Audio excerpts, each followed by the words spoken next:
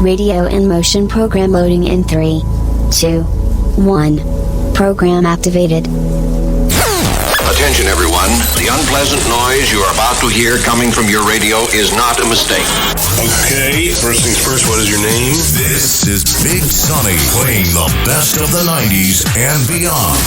Are you ready for this? Yeah. Radio in motion. Please do not turn off your radio, but turn up the volume on your receiver as high as it can go. All right, here we go. Radio in motion. Hey everyone, welcome back to the show. Thanks for joining me tonight on Radio Motion. Tonight we're doing Midnight Drive, all those songs that just make you, well, they're hopefully songs that keep you awake, much like a Midnight Drive. So thanks for joining me. We're going to have another installment of The Ugly Truth. And, well, the ugly truth is lately Hollywood has been hit and miss. A lot more misses than hits. And I talked a couple weeks ago about a lot of the upcoming blockbusters or flopbusters, as I call them now, because I don't know, I don't have a lot of hope, except for maybe Tom Cruise, who always brings it. That's a no-brainer. But, you know, it's a bit sad because I think he's on the way out. There's Jurassic Park. Talking to my friend about that. That's always a crack up. I feel like, especially with sequels, Hollywood has truly run out of ideas. So many sequels.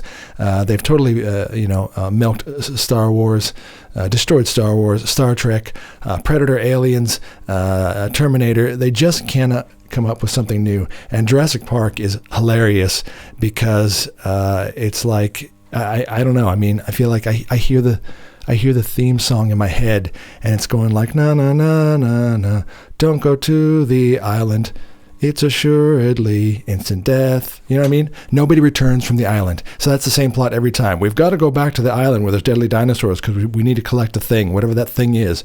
We'll need someone to take care of us and assure our safety, as only, one or two of us will escape while the other 10 expendables die. Anyway, those movies coming up this summer. Not a lot of faith in what's going on there. Having said that, I wanted to talk about The Accountant 2, a bit of a gem. Yes, I can't believe it. So we're going to do a bit of a deep dive, overanalyze plot twist, and talk about, a sequel that yes, you didn't know you needed. But you know what? The first Accountant was a bit of a sleeper hit, and I think that's what's kind of cool about movies like this. It's a sequel not driven by Hollywood, greed to milk an IP dry. Of course, anyone who creates something where they shell out money, they would like to make something back. But I think this was a labor of love, and happy to see it back. And look, folks, it's got math, murder, military-grade autism, and sibling bonding through violence. What more can I say? Basically, I was thinking about this. Basically, it's like Rainman met John Wick in a spreadsheet. So there you have it. That's The Accountant. So look, I won't do spoilers, but I will tell you, obviously, about the Accountant, and it would pay to see the first movie. And that's what's really great about a sequel that's smart. You could see it on its own. It's certainly, if you're smart, you catch up pretty quick. But obviously with Easter eggs here and there, it is so cool. If you've seen the first one, you'll get so much more out of it seeing this sequel. So the original, again, I feel like it was a bit of a sleeper success. I found a strong sort of cult following over time. And look, this one, it's clear fan service, but done right with, care and substance, which is kind of important these days. And I feel like that's not happening in so many other movies. And look, and the other thing is the cast is back, and you love to see that. Same director, same writer. Director is Gavin O'Connor, written by Bill DeBook. I'm not sure if I've got that name right, but that's another great thing. It's the simplest thing of all, continuity, consistency. The first group that understands the characters, writing the character, and directing the person who's playing the character, Ben Affleck. when they return, that's always a good start. And let me tell you, it definitely was a respectable a sequel. So, and also, it's not necessarily just going bigger and better. It respects the characters and the original tone, which is cool. So it continues the story of Christian Wolf, played by Ben Affleck.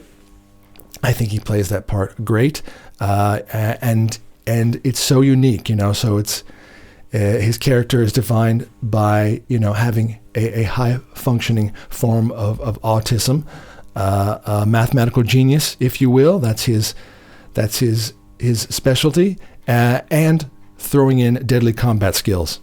What more can I say? As I said, Rainman with combat skills, and with that unique origin too. Again, this isn't a spoiler as such, but it's tantalizing you, especially if you haven't seen it. And if you have seen it, well then I'm just paying fan service, and you'll love it.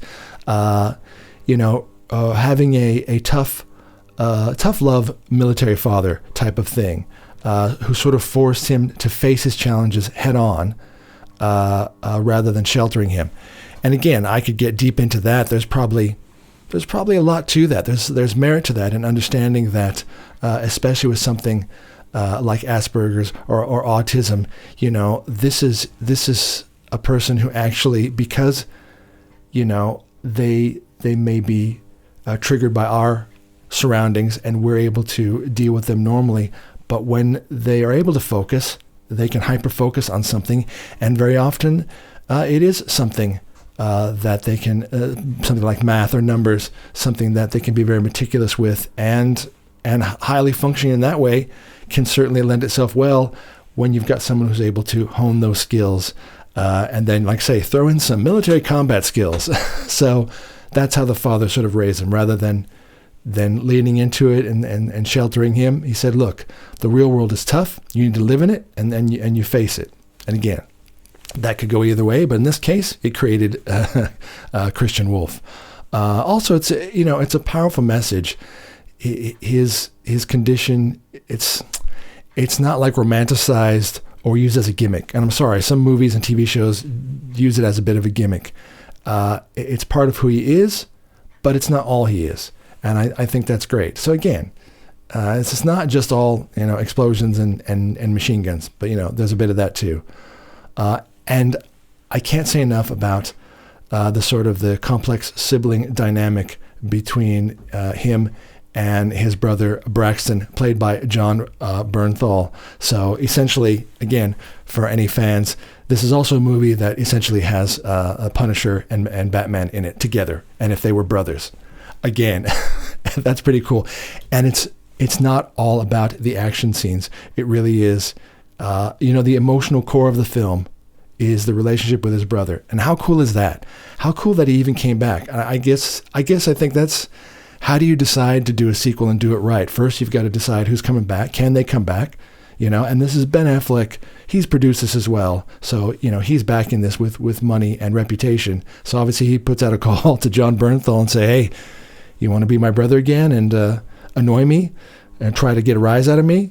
And Jon Bernthal, look, he is so underrated. He is quite the character. I feel like Hollywood I don't think they know what to do with him, because he's one of those that is, you know what? I'm going to say it. He's too good for Hollywood. He's too much of a character-driven actor. He will get into the role, into the meat of it.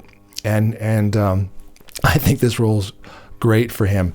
So so Jon Bernthal plays his brother Ben Affleck, obviously the brilliant sort of reclusive autistic accountant. Obviously that's his income.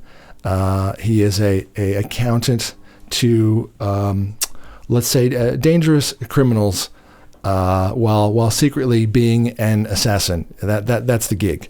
So he works for horribly dangerous, terribly violent people. Laundering their money, gets paid well for it. And then along the way, again, this isn't so much a spoiler as it is developing the character. Still, when you see the movie, it's all surprises. He works with the FBI to give them some tips so that I suppose his conscience is clear. And Jon Bernthal as his brother Braxton, it's a great name, it's funny. That's his estranged sort of, let's say, more highly lethal brother. Also a former military operative who, both the brothers were raised the same way. His brother also has, serious military skills. But look, his brother they're like chalk and cheese, but that's what's so cool about them when they come together. His brother is full-on brute force chaos. And that is the exact opposite of Christian Wolf, Ben Affleck character, trying to keep his world sort of quiet and simplified until, of course, he's set loose. Then that's different. The other person who came back, there's a character, so she plays the FBI agent, Cynthia Robinson, Adia Robinson. I actually think the three of them, again, anyone who's seen it, I think they'll understand. Actually, the three of them together, those are my favorite parts of the movie, when they're all on the screen at the same time. The brothers, yes, absolutely. The dynamic where, Jon Bernthal, and you can see Ben Affleck and Jon Bernthal, and when you see the behind-the-scenes stuff, it's great when actors actually found a bond, and it helps them just easily lean into the role of brothers so much easier. And I can see Jon Bernthal possibly in real life trying to get a rise out of Ben Affleck and kind of annoy him. And on screen, he certainly does that to the character. And Jon Bernthal starts laughing in this one scene because he knows he's annoyed his brother, and he's getting a rise out of him. And that's brothers. So yeah. And the dynamic between the Mary Beth Medina FBI agent, I think it's great because so she's the FBI agent, but she knows, she needs to utilize Christian Wolf to get the job done. Sometimes you have to go down that road, and the thing is she's trying to keep it clean, keep it above the law, and unfortunately, Christian Wolf and Braxton Wolf, they don't necessarily, they live below the law, and they outside the law. And so, yeah, her trying to come to, face the facts that if she wants something from them, they might get it done in a, let's say, a nefarious way that she doesn't want to know about. So those scenes are funny. She's like, have you heard about murder? Do you realize what you're doing? I don't want to know. So it's funny. I think the three of them, no, I hate it when a movie is used and turns into a TV series or something, but I'm just going to put it out there. If there were some sort of, even a one-time show on TV and it was just the three of them doing their thing, I would totally watch it. So that's how compelling they are working together. And that's great. So yeah, she returns as the sharp, grounded, FBI agent. And yeah, each of the major characters could totally carry on their own spin-off show. The other great part about it is they've added to this, again, sort of a light spoiler. So the money he gets, the huge amounts of money, sure, he keeps some of it to sustain his lifestyle, but he lives very meager and humble. The cool thing is he has an Airstream. Now he may live in a house for cover, but all his personal items are in the Airstream. By the way, it is like the biggest Airstream available. I think it's like a Pan America. It is huge. And inside, if you've ever seen an Airstream, or if you don't know what that is, look one up. It's a travel trailer, but they're like the cream of the crop. It's like a yacht inside, and they're awesome. So that's his, that's his go car. He's got a car, hitches it up to his Airstream, and he can be gone in an instant. So the cool thing is he has a woman working for him, and this is someone he grew up with who also has like a form of autism, but who's honed that skill. And the cool thing is he has taken his funds and he puts it all into this school for these exceptional children. So there's a whole school of exceptional children like him, young teens and stuff. They go there, and like I say, he pours millions into that. The millions that he's getting from the horrible, violent drug dealers laundering business. So you see, it's a cool dynamic. So he's working for the baddies, but he's doing something good with the money. And this time around, and I have to say it, if you block your ears if you don't want to hear this. This is pretty cool. This time around, the school gets a part in it, and I think it's, they did it well. They didn't do it in a cheesy way, so he needs a bit of help. He himself is a tech wizard, and he's really good, but he can only go so far. So he calls up, and he gets essentially his team of brilliant, diverse, neurodivergent youth acting as his tech-savvy brain trust, essentially.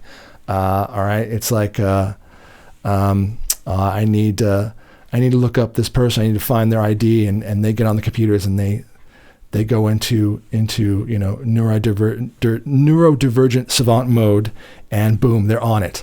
And someone's like, "You're not going to get that information." The FBI agent's like, I have access to the whole FBI and CIA database, and I can't find this person. And he just goes, and he gets, all the young, brilliant kids on it. They're on the computer, and no, they got things, and they track them. Boom, he gets a picture on his phone. You mean this person? So that's pretty cool. So now he's got the brilliant tech-savvy brain trust at his school, at his beck and call, to be his tech-savvy addition to the team. The dynamic, duo of the brothers. So that's pretty cool. And it's a great balance, like I say, of plot and action. I actually mostly love the scenes where it's just them on the screen talking and working through stuff. And the brother, trying to get through to Ben Affleck saying, why don't you call more often? Is it, your, I was going to say affliction, but is it that, that's blocking it, or is it you yourself that makes you not want to, get in touch and make more of a connection? So yeah, those parts are great, but it's a great balance of plot and action. Of course there's action, and I think it's sprinkled out just right. And it's not just mindless fight scenes, but sequences that mean something. I also love the smart use of weapons. Look, if you like something like John Wick, that's why I said it's like Rainman and John Wick. The cool thing about the John Wick movies is, and again, you see the behind the scenes of a movie and you see how much an actor dives into the role.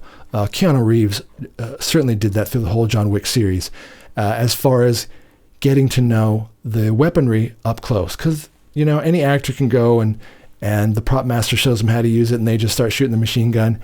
And again, look up these clips because they're awesome. When the actor has had actual training.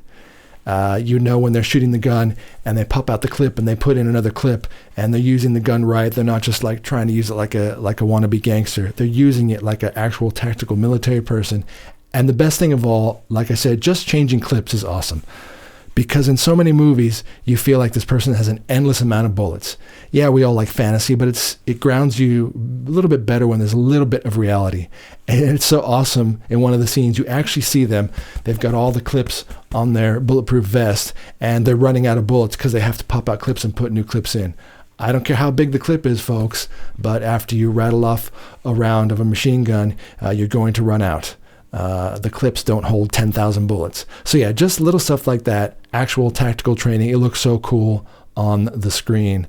And then the clever use of tech and surveillance and math as sort of a weapon, as his fists or guns. You know what I mean? His ability to solve the puzzle, look, he did this in the first one. It was essentially a very, very complicated, well-hidden money laundering, accounting, mistake or on purpose. And, his mathematical mind, you see the scenes where it's like someone's going, and all the little, the math, the numbers are floating in there. That's also a cool talent, and that's his weapon. And he uses that again. And yeah, subtle touches of philosophy and human behavior, explores how people cope and adapt and survive. Like I say, that's awesome because it touches on that in the first one and this one. We all have coping mechanisms, but so much harder for someone who does have autism or is neurodivergent, as in, the regular surroundings of our world that you're used to affects them in a different way, whether it's light and sound, or just, a thought pattern or getting stuck in a loop, to be able to adapt and cope with that and turn it into something cool because you're a crime fighting, autistic accountant, badass John Wick guy. And that's the accountant. It's so unique. Like I say, it's the kind of movie where I never wanted a sequel. I was worried the minute I saw the trailer. I really was worried. But as I've explained here, they've done the right thing. They've explored the characters right. They brought the right cast back together, and they knew that people recognized that there was some magic between the brothers, and they brought that back with Ben Affleck and Jon Bernthal because that chemistry works on the screen, and it's fantastic. And no, I don't necessarily want this to turn into a John Wick where there's a bunch of others, but like anything's possible. Without being specific, like any movie, they leave it to where riding off into the sunset, anything could happen. And that's what's sort of cool about that. So look, my final sort of thoughts are it's a sequel that elevates the original. It's not just more of the same. And I don't do the trailer that put me off the most, the one that it said, it's better than the first in every single way. I don't want to hear that. That's annoying. You don't have to say that. You can say it builds on the first, and in its own way, it is equal in its own way. But frankly, like any movie, the original is. There are rare occasions, and I've talked about those movies, but the original is the best because it's the thing that started it all. You shouldn't take away from it. So yeah, saying it's better in every way, no, it's not. No movie is better in every way, but they build on some of the most favorite things that you wanted in the first that maybe you only saw 30 seconds of. Now you might get 6 minutes, and it's awesome because like, oh, this is great. It's still happening.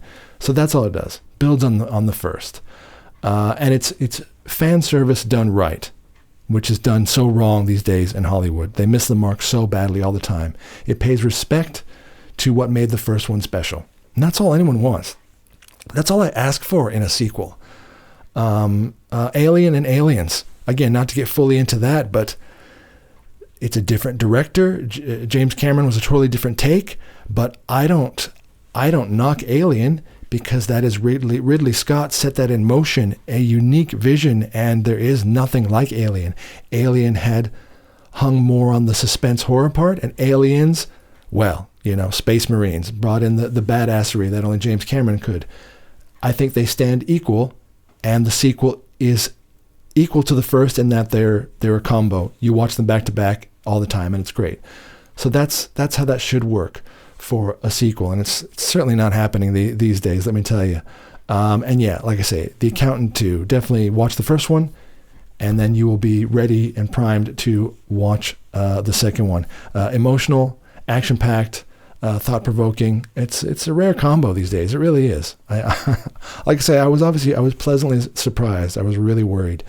Look, am I saying I'm hoping for a third or a spin-off series? I think there's always danger to that.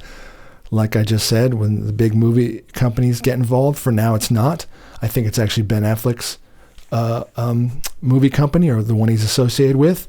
And, he's the producer. He's in control. I think once you lose that control, you get problems. Like George Lucas, when he sold it to Disney, he sold his baby.